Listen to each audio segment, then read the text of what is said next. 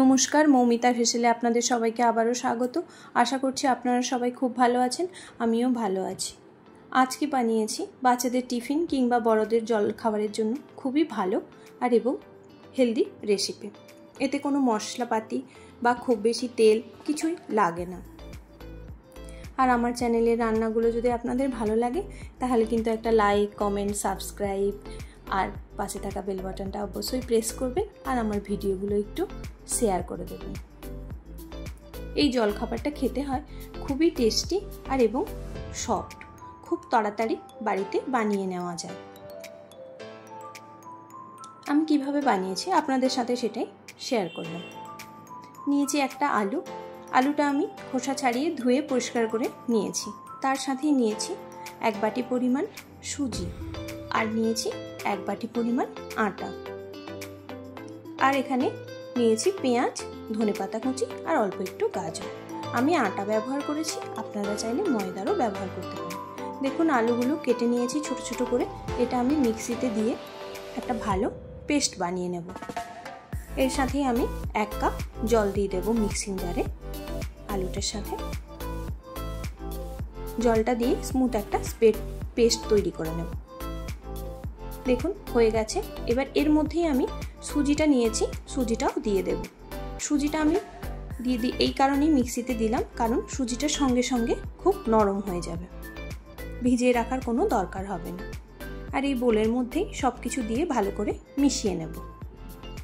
প্রথমেই দিয়ে দিলাম সুজি আর আলুর পেস্টটা। দেখুন খুব সুন্দর একটা ভালো স্মুথ পেস্ট তৈরি হয়ে গেছে। আর দিয়ে দিলাম আবারও 1 কাপ পরিমাণ এখানে জল। আটাটা দিয়ে খুব ভালো করে এটা মিশিয়ে নিতে হবে, যেন কোনোভাবে এটার মধ্যে শক্ত ডেলা ভাব না থাকে।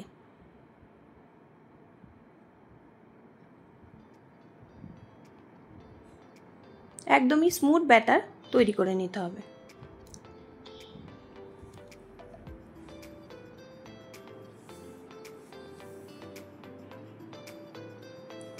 দেখুন হয়ে এসছে, আমার সুন্দরভাবে মিশিয়ে নিয়েছি, কোনো কিছুই এর মধ্যে নেই, একদমই স্মুথ ব্যাটার তৈরি হয়ে গেছে। এবার আমি এখানে নিয়ে নিয়েছি একটা গ্রেটারের মধ্যে গাজরটা দিয়ে বেশ ভালো করে গ্রেট করে নিতে হবে।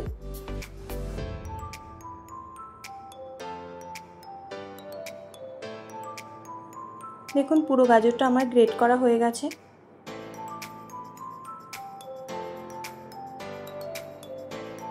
এবার এর সাথে আমি মিশিয়ে দেব পেঁয়াজ আর ধনেপাতা কুচিটা। আপনারা চাইলে এখানে কাঁচা লঙ্কার ব্যবহার করতে পারেন, আমি কাঁচা লঙ্কার ব্যবহার করলাম না। আর দিয়ে দেব স্বাদ অনুযায়ী লবণ। আমি বিট লবণ ব্যবহার করেছি, আপনারা চাইলে সাদা লবণ ব্যবহার করতে পারেন। আর দেব ভাজা মশলা 1 চামচ পরিমাণ। এই ভাজা মশলার মধ্যে চিলি ফ্লেক্স আছে, তাই আমি কাঁচা লঙ্কার ব্যবহার করলাম না। এখানে আপনারা একটু মিষ্টিরও ব্যবহার করতে পারেন, আমি মিষ্টির ব্যবহার করলাম না। দিয়ে ভালো করে এটা মিশিয়ে নিতে হবে।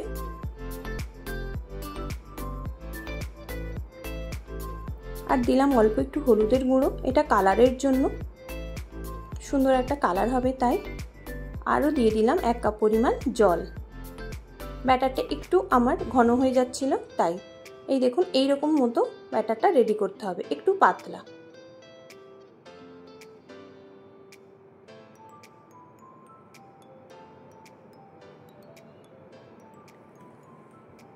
এদিকে ব্যাটারটা প্যান বসিয়ে নিয়েছি, ব্যাটারটা দিয়েই এবার আমি গোলা রুটিগুলো বানিয়ে নেব। একটু যে তেল ব্রাশ করলাম, তেলটা খুবই অল্প ব্রাশ করবেন। আমি কিন্তু এখানে প্যানটা একবার মুছে নেব, ওটা আমি কোনোভাবে স্কিপ করে গেছি। দেখুন প্যানটা মুছে নিয়েছি। খুব বেশি যদি তেল দেন তাহলে কিন্তু গোলা রুটিগুলো গোল হবে না, সব এক জায়গায় জড়ো হয়ে যাবে।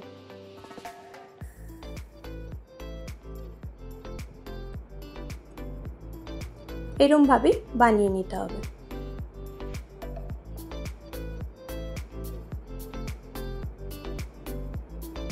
দেখুন একদমই সুন্দরভাবে ছেড়ে গেছে। এবার উল্টে দেব।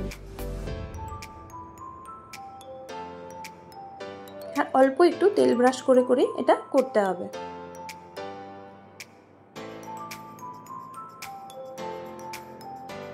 দেখুন একদমই রেডি হয়ে গেছে রুটিটা। তুলে নিলাম। আবার ওই প্যানের মধ্যে আমি আরও একটা বানিয়ে নেব।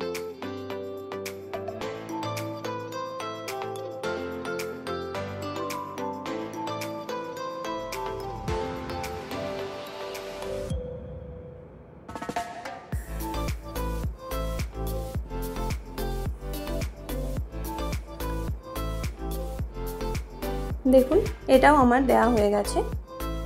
সুন্দর কালার চেঞ্জ হয়ে গেছে তখনই আমি সাইড থেকে দিয়ে দেব তেল। ব্রাশ করে দিলাম। দেখুন অল্প একটু তেল দিতে হবে, খুব বেশি তেল এখানে দেওয়া যাবে না। এরকম অল্প অল্প তেল দিয়ে সব রুটিগুলো এইভাবে ভেজে নিতে হবে। দিলেই রেডি হয়ে যায়। এটার সাথে আর কিছুই লাগে না। আপনারা চাইলে একটু শুকনো আলুর তরকারি বা এটা শুধু শুধু খুব ভালো লাগে খেতে। বাচ্চারা খুব পছন্দ করে এরম জলখাবার। দেখুন এরমভাবেই সব আমি ভেজে তুলে নিলাম।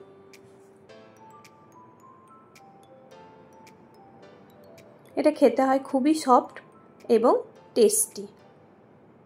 আর আমার এই রান্নাটা যদি ভালো লাগে তাহলে কমেন্ট করতে কিন্তু ভুলবেন না। দেখা হচ্ছে অন্য ভিডিওতে।